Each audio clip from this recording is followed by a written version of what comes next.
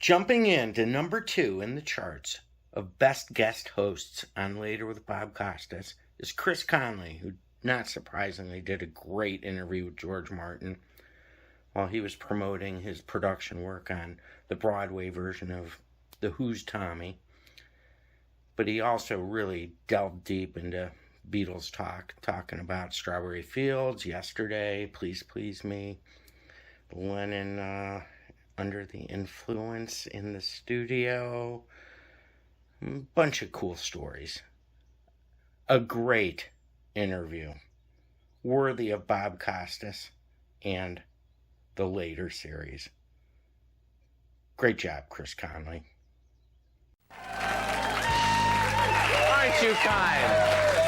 You're very nice. Hey, thanks for staying up later. You're all very nice to hang out here. I'm Chris Connelly. As you know, Bob Costas is off today. He's probably putting pontoons around his house in St. Louis, something like that. Anyway, thanks for hanging up with us. As a record producer, George Martin has worked with everyone from Jeff Beck to Shirley Bassey, from the power pop of Cheap Trick to the techno pop of Ultravox. But it is his fate, I suppose, and our good fortune that his name will forever be linked to the Beatles, for whom he produced the records that changed the course of popular culture. As Philip Norman would write about Martin and the Beatles in Shout, he signed them, he did not cheat them, and he did not adulterate them. And see, even though he wasn't greedy and didn't have a big ego, he still made it big in the music business. Some things never cease to amaze me. Anyway, most recently, he's produced the original cast album for the Broadway version of The Who's Tommy. And for all this work, he deserves your thanks and, right now, your applause. Please welcome George Martin. Hi, how are you? Hi, Craig. Thanks for coming. We offer you a seat here. So, George, how's your signing hand doing? How many autographs did you sign of the Tommy album last night? I lost count. We were there from before midnight until around about 3:15. This is you and Pete Townsend, is that the idea? Well, Pete, and also Michael Cerveris, who's the star of the show. And it was wild. I mean, I've never seen so many people in all my life. So we were signing away and signing away. No, you, the producer of the Beatles, have never seen that many people in your entire life. Well. Anyway, it was good fun. Very great fun. What's the creative appeal for you in doing something like an original cast album? It was appealing. First of all, I had to see the show, and Pete told me about it, and I couldn't imagine, because I knew the old Tommy, and I couldn't imagine it on a Broadway show. And then when I saw what they'd done with it, what Des McAnuff had done, it was brilliant, really super. And it became a show that is of today. You know, it isn't a show that was written 25 years ago. And I was knocked out with it. So it was exciting to record because it puts you on your toes. You know, you have to do this thing quickly and efficiently. You can't hang around.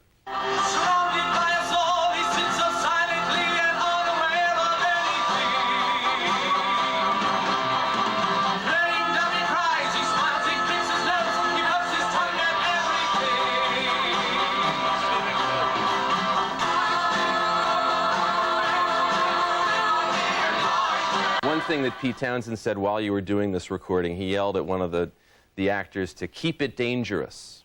Yeah, that's right. He said, and I wonder if when you take something like Tommy and you put it on a Broadway stage, is that something that you worry about losing in the process? I was very aware of it because, I mean, it's such a vital production. When you look at it, it's great visuals as well as great music. And here I'm trying to make a thing that can't be seen.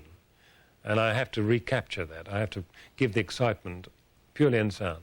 And that was concerned me. And I thought, well, the only way I can do this is to give the same sense of excitement to the actors and make them perform, put them up against it, you know. I would say, you've got to give me a great performance now. You've got to do it quickly. And, you know, there was a bit of tension, a bit of frisson there. And I think it made them come through. When you were recording Cheryl Freeman, who sings the voice of, I guess, the Acid Queen or the That's Gypsy. Right. She's very good. You said to her, I guess she knocked out a great take, and you said, "You're a hell of a lot easier than Shirley Bassey." Did I say that? Sorry, Shirley. What did Shirley Bassey do to you, George? No, Shirley was great. You did Goldfinger with her, didn't you? I did Goldfinger. I did I Who Have Nothing with her.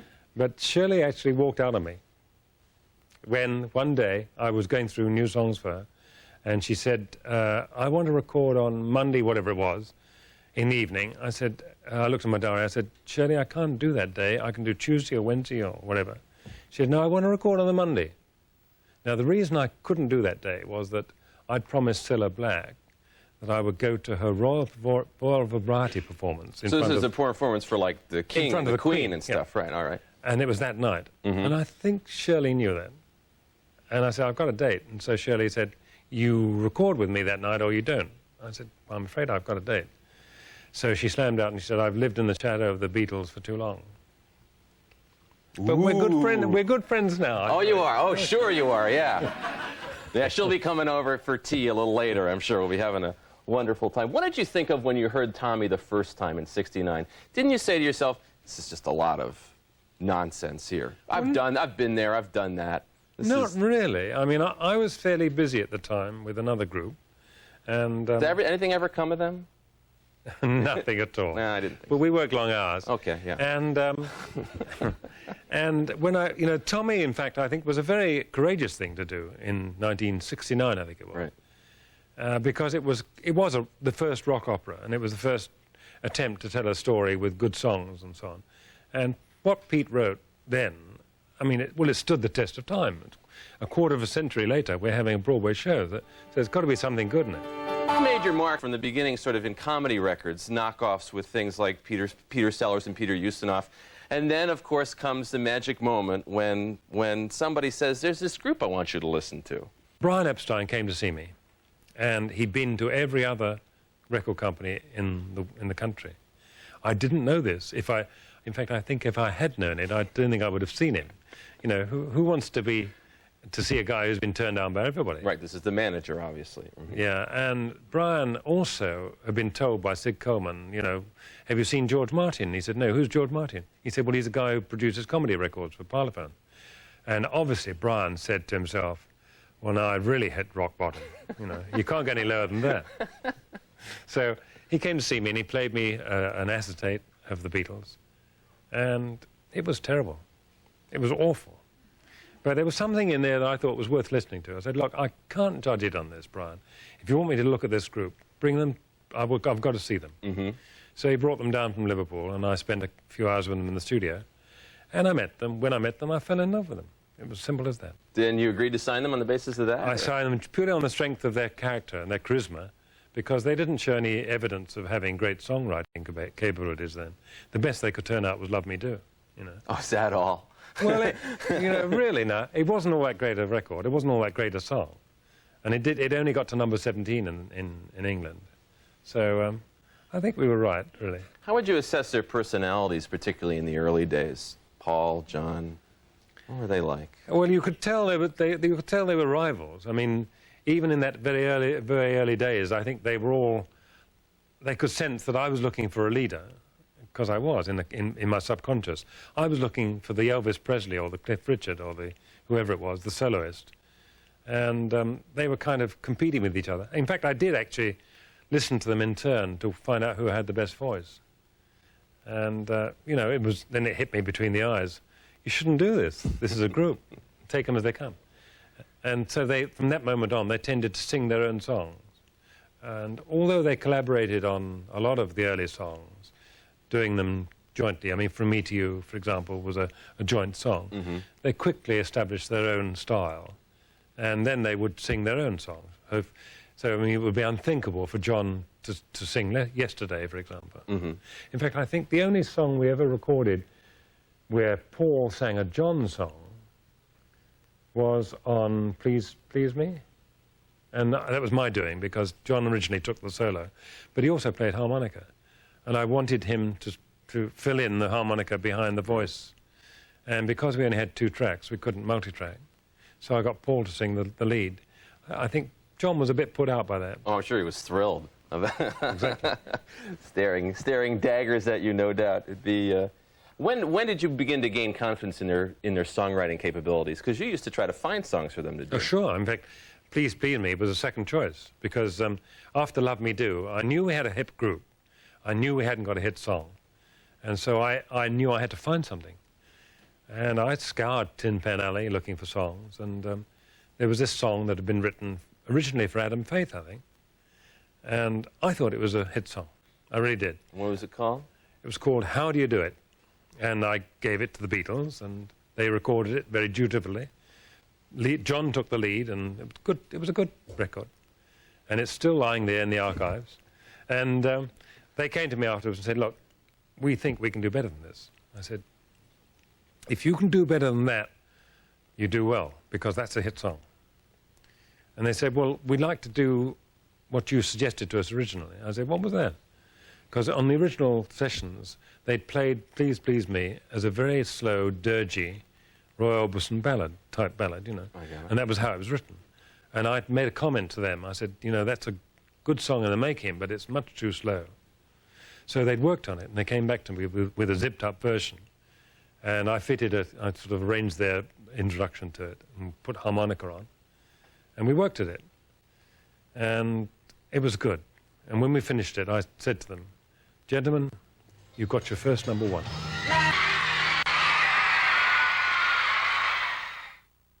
I'm Chris Connelly here with George Martin. Let's talk about some of the really wonderful songs you worked on.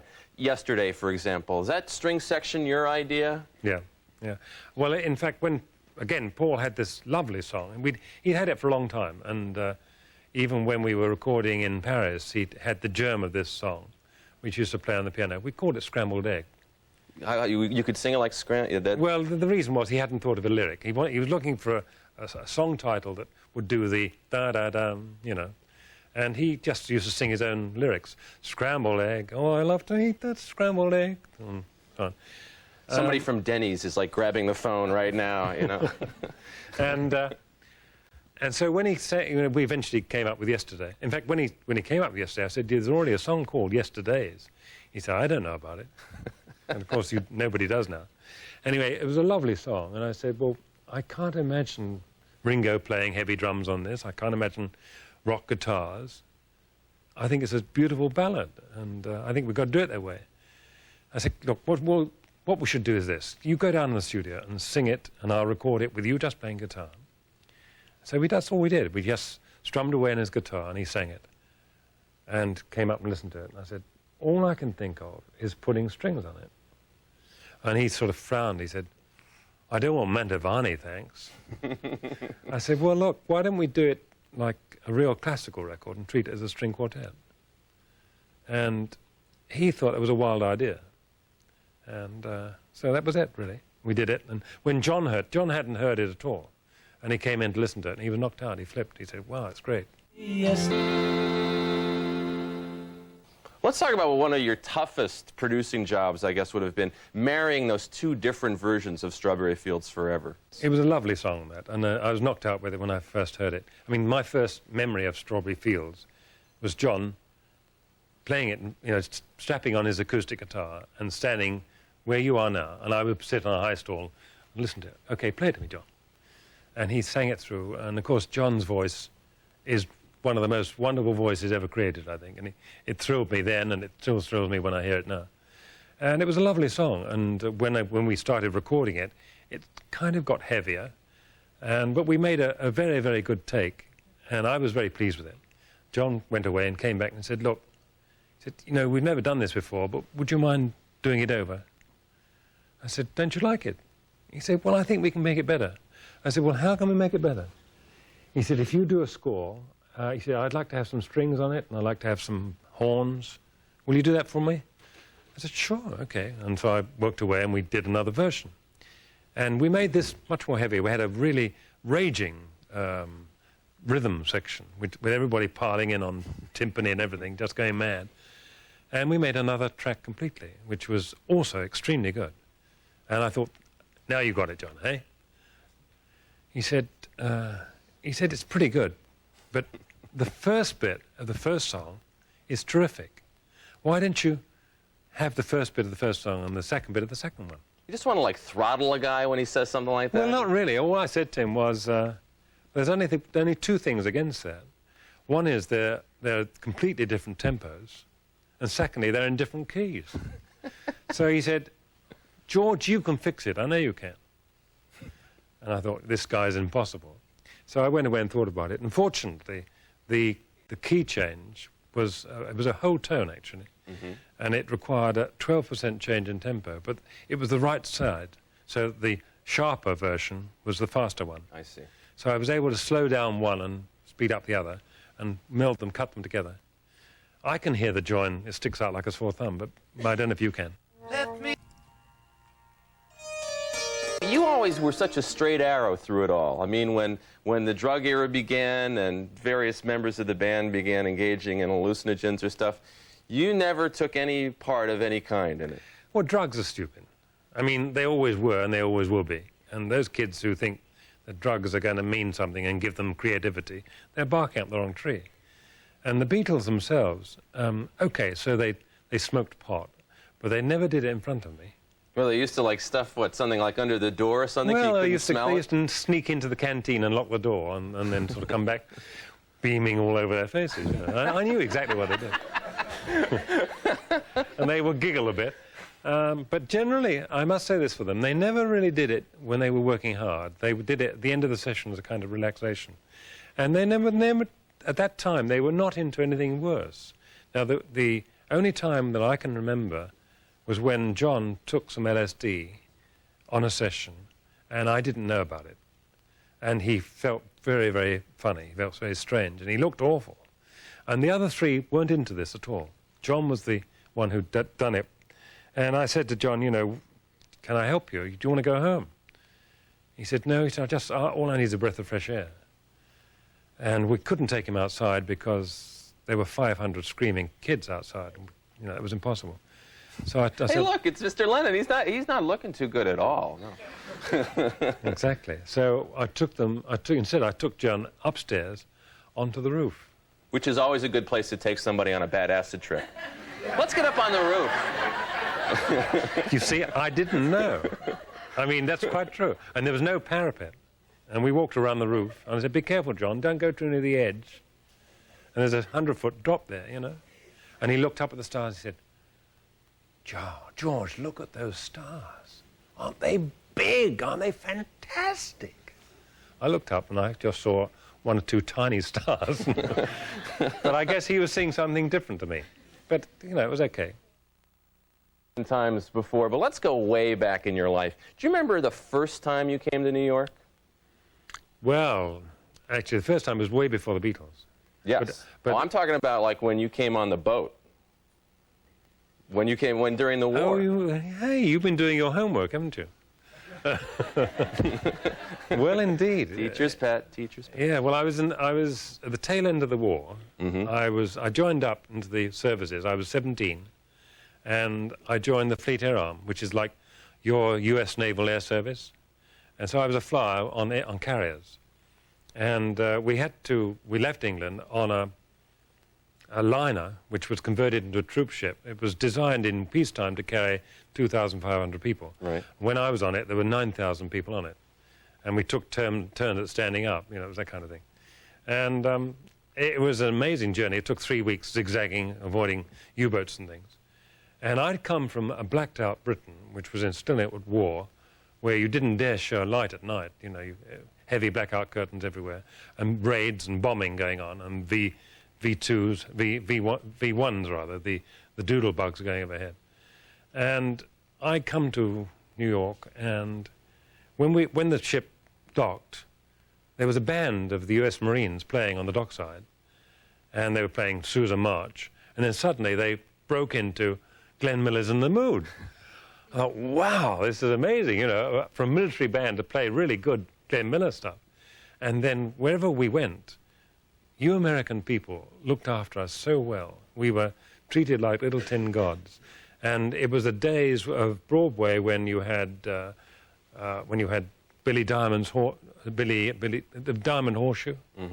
And I went to see Gene Krupa and Joe Stafford at the Paramount and Coconut Grove, was it? Coconut Grove. I was only 13 or 14 well, then. They wouldn't let me in. Yeah, well, I was pretty young too. And it was amazing. And to see Broadway with all its lights and that big Camel advert blowing smoke rings across Times Square, it was heaven. I thought I'd died and gone to heaven. It was fantastic. Our guest has been George Martin. Thanks for joining us. We'll see you tomorrow night on Later.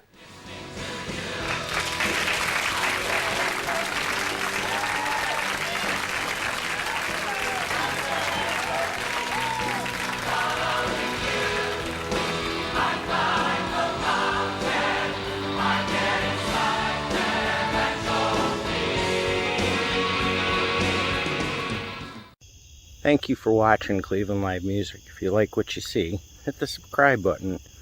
There's further patronage information in the video descriptions below. Thanks for all the support and making the channel grow.